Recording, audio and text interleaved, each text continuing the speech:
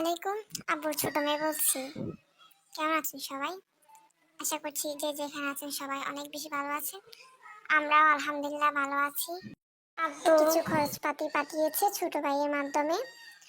আর এগুলো হচ্ছে এখন আমি গুছিয়ে রাখছি। তার সাথে হচ্ছে আপনাদের সাথে কিছু কথা শেয়ার করব আমার আম্মুকে নিয়ে। এই যে আপনারা দেখতে পাচ্ছেন আমার ফ্যামিলি ব্লগগুলো, সাংসারিক যে কাজকর্মগুলো আছে, এটা হচ্ছে আমার মায়ের সংসার। একজন সন্তান যখন অসুস্থ হয় তার কাছে সবচেয়ে বিশ্বস্ত এবং আরামদায়ক একটা জায়গা হচ্ছে মা। ঠিক তেমনই মাও যখন অসুস্থ হয়ে পড়ে সব দিক থেকে, তখন তার কাছে তার সন্তানই হচ্ছে একজন বিশ্বস্ত এবং আরামদায়ক একটা জায়গা। যার কারণে হচ্ছে আমার মায়ের সংসারে সবসময় আমাকে এবং আমার বোনদেরকে ফ্যামিলির সব কাজকর্ম দেখে শুনে রাখতে হয়। আমার আম্মু সব সময় অসুস্থতা লেগে থাকে, কিন্তু ওই যে বলে না, দিন বাড়ার সাথে সাথে মানুষের বয়স বাড়ে, সবকিছু বেড়ে যায়। তো ব্যাপারটা অনেকটা সেরকম, আম্মুর যত বয়স হচ্ছে ঠিক ততটা আম্মুর অসুস্থতা বেড়েই যাচ্ছে। শারীরিকভাবে মানসিকভাবে অনেক বেশি বেড়ে পড়েছে আম্মু। দুর্বলতা ফিল করে, কিছু মনে যেতে পারে না, কোনো কাজ করতে পারে না, ভেঙে পড়ে যায় অল্পতেই।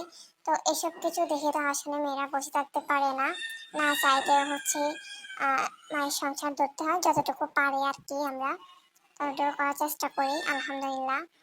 আমার আগে যেহেতু আমার আপুরা ছিল, বড় আপুরা আর কি, তো তখন সেরকম একটা আমাকে চাপ নিতে হয়নি অথবা চিন্তা করতে হয়নি এসব কিছু নিয়ে।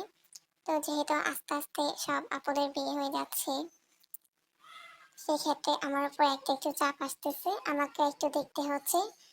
আর এই যে এদিকে ওসমানকে দেখতে পাচ্ছেন, ও তো আছে আমার সব কিছুতেই, ও আমাকে ডিস্টার্ব করবে, হেল্প করবে, এরকম একটা ব্যাপার স্যাপার। ওকে চাইলে একটা একদম আটকে রাখতে পারি না, কান্নাকাটি শুরু করে দেখি যে একটা অবস্থা দেখেন আপনারা। ও হচ্ছে আমাকে হেল্প করতেছে, প্যাকেট এদিকে নিয়ে যাচ্ছে ওদিকে নিয়ে যাচ্ছে, এরকম একটা অবস্থা। সদাই সবগুলো হচ্ছে আমি খুব সুন্দর করে গুছিয়ে রেখেছি, যেটা যেখানে রাখার সেখানে সুন্দর করে ঢেলে নিয়েছি। আর বাকিগুলো হচ্ছে স্টোর যে জার আছে ওইটাতে রেখে দিব। তো আপনারা সবাই আমার মোর জন্য দোয়া করবেন, আল্লাহ পাক যেন আমার মুখে নেক হায়াতে সুস্থতা দান করে।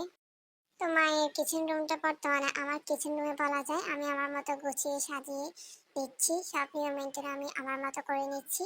সবাই দোয়া করবেন। আমার আজকের ব্লগ এইটুকু থাকছে, দেখা হবে নতুন কোনো ব্লগ ভিডিওতে। সে পর্যন্ত সবাই ভালো থাকবেন, সুস্থ থাকবেন। আল্লাহ হাফিজ।